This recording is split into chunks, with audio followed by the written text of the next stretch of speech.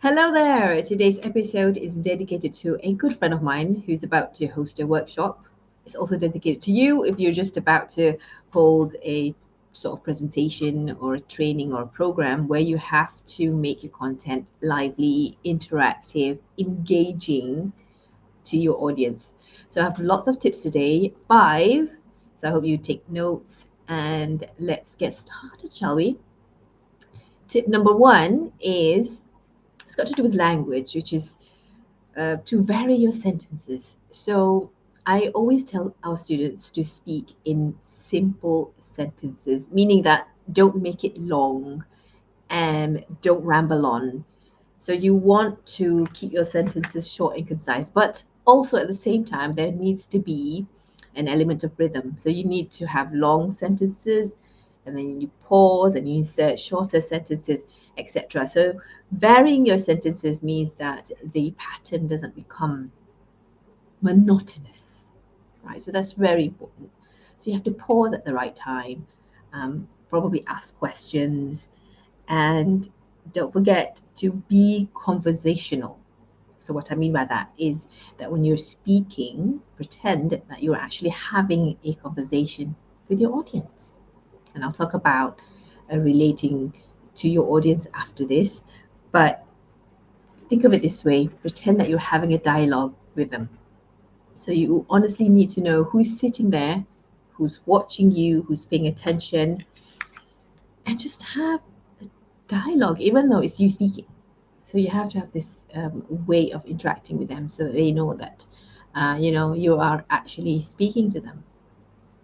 Okay, this relates to my point number 2, which is to highlight interesting parts. So this is where you can actually point out where in your presentation is it amazing, wonderful, life-changing, transformative. So you have to say this.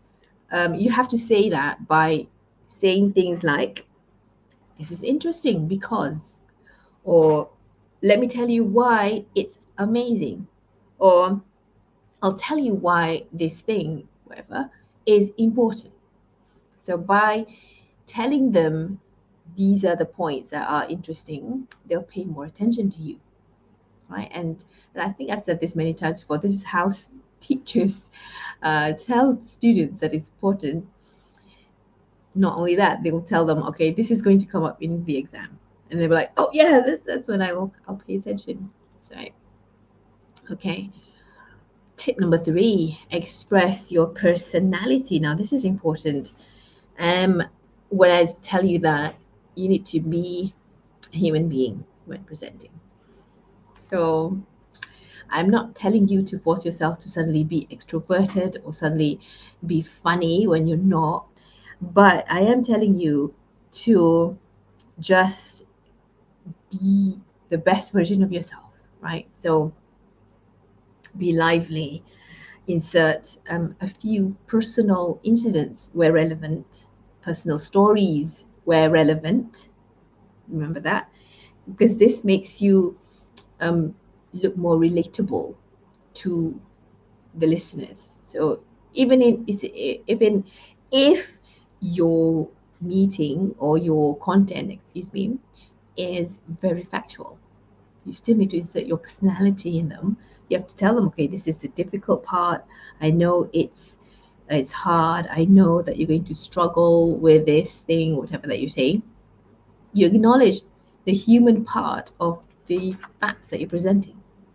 All right. Tip number 4 is to insert rhetorical and thought-provoking questions.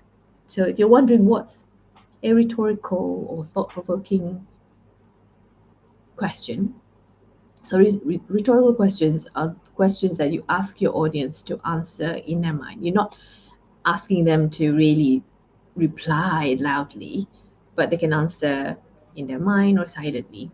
And when you do this, you're actually inviting them to engage with your content. So here are some examples. You can write these examples down if you want to. Right.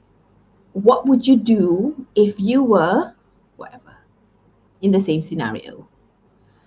Do you agree with me if I say that every challenge is an opportunity in disguise? Right? So when you throw out that question, it forces the audience to answer slowly in their mind, perhaps. Or here's another one. Have you ever wondered what sets successful leaders apart from the rest? Okay. Even if they're not wondered, but if they're not wondering, it's okay. But you're inviting them to think now. So you're just igniting some spark in their mind to answer those questions. And then you're the one answering those questions. So this invites you to actually link the questions to the content as well. Okay.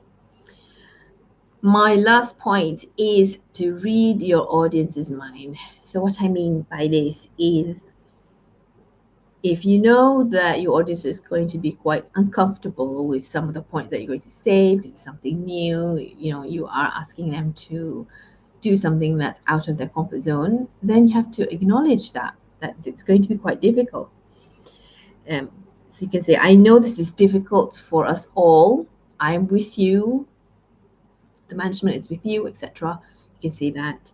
Or if you know that there's a difficult part in your presentation which needs you to break the content down a bit more, break the parts down, then you can actually repeat yourself. You can say, let me repeat that again. For those of you who need a bit more clarification, or you can say, let me give you another example. Let me drive this point home. You see, other parts as well. If there are parts that's a bit boring, now I always tell people to skip the boring parts. But unfortunately, sometimes you are told by your boss to present some things that's a bit, on the dull side. Unfortunately, statistics, etc. You have to, and you can't avoid presenting those parts. So you can say, I know this is a bit heavy, so everybody, let's whatever grab coffee, let's take a sip of coffee, let's take a bit of a break before I go down to the nitty gritty of this, right? So nitty gritty. So you can say all those kind of things as well. Well, maybe you are going to present something that's a bit sensitive, controversial perhaps. So you acknowledge that your audience is not going to be comfortable with that. So you can say, I know this is a bit sensitive. I know this topic is a little bit controversial. Yeah, you can say that. Those are the kind of things that show that you are sensitive and you're interacting with your content, and at the same time you're reading your audience's mind. So those are my 5 tips on presenting your content in an interactive and engaging way. Let me do a bit of recap. So number 1, vary your sentences to create some pattern, some conversation with your audience. Don't just stick to long sentences if you think that it's going to make you sound more academic that way. Remember, your listeners are listening, they're not reading through. If you're going to sound very scripted, you might as well give them your script. That's point 1. Point 2 is to highlight interesting parts by saying, okay, this is interesting, this is important, pay attention to this part, right? Number 3, express your personality. Right? Be a bit more lively than usual. I know we feel nervous when we present. Doesn't mean that you should speak like a robot. It doesn't mean that you need to pretend that you're suddenly somebody else. Yes, still be professional, but also conversational and a friend, if possible, to the audience. You're not speaking like you're better than them. Be yourself. Be a human being. That's what I'm saying.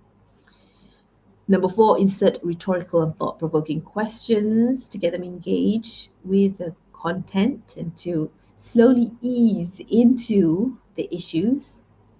And number 5, to read your audience's mind. So this is important. You have to think well ahead in advance what they can think about my points, which part's difficult, who's going to object to my points, read your audience mind, and then address the issues.